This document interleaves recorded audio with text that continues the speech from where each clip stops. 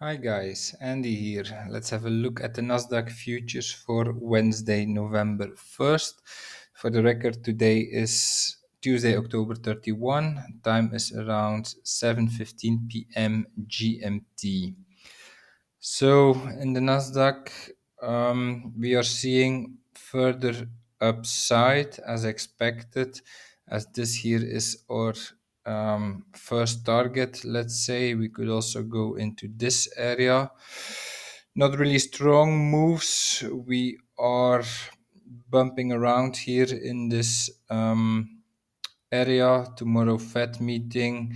So then on the Monday and the Tuesday before Fed meetings, we know that we do not really have to expect large moves. The markets are waiting, I would say.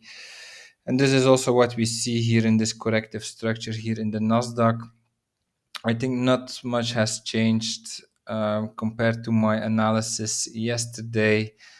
I think two possibilities for now. I still see this as corrective price action up. As you can see, a lot of overlap right here. This does not really look impulsive. So as long as this is the case, then we are looking here at the scenario in green where we are doing a WXY structure here, and then this move we are working on the wave Y, and here we could have a first impulse as a wave A, now corrective price action as a wave B, then this here becomes our target area, and then from here we can go down again as a wave C to finish this wave Y. There's also another possibility where we count this as 5 waves: 1, 2, 3, 4, 5. Then we would have a wave A right here, a wave A down in 5, and then the corrective upside we will see will go beyond this wave B area. Then our target area for this wave B is here, this area, the area that we can find by taking the length of the wave A, and then we know that the target area for our wave B should be the area between the 0.5 and the 0.854 FIB retracement. So for the moment, a bit hard to say which one of these two will play out. I think the corrective structure up is not finished yet. If we have a closer look, my best count for the moment would be that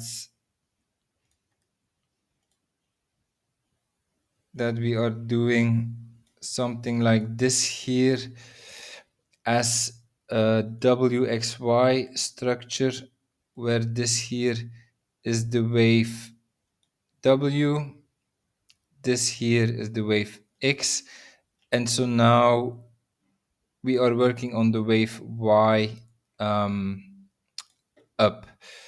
So let me put this in the right degree. For now, I will put it in green.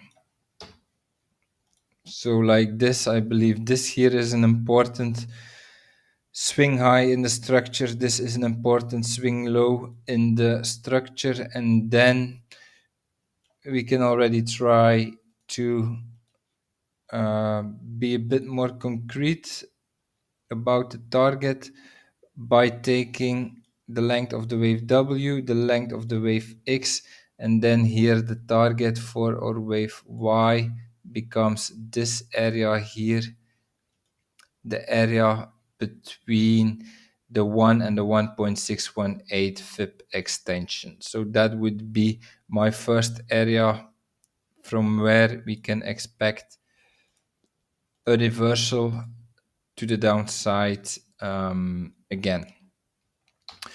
Now, this is all under the condition that this is corrective price action. It still looks like corrective price action. A lot of overlap. We are also waiting.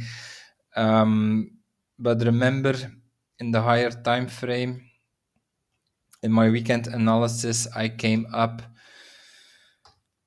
with a scenario where we were doing a 333 correction, and this 333 correction is actually, this is not based on the NASDAQ, this is more based on the S&P 500. The S&P 500 that needs to see upside now, or it is not a wave 4 anymore. For the NASDAQ, we still have space for a wave 4, but the S&P 500 cannot see more downside. In the NASDAQ, we also reached an area of major resistance.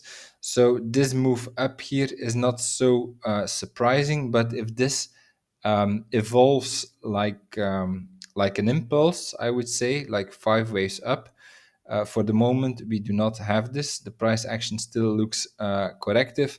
Then there might be a chance that this here was our wave 4 low, and that we will start our wave 5 from here.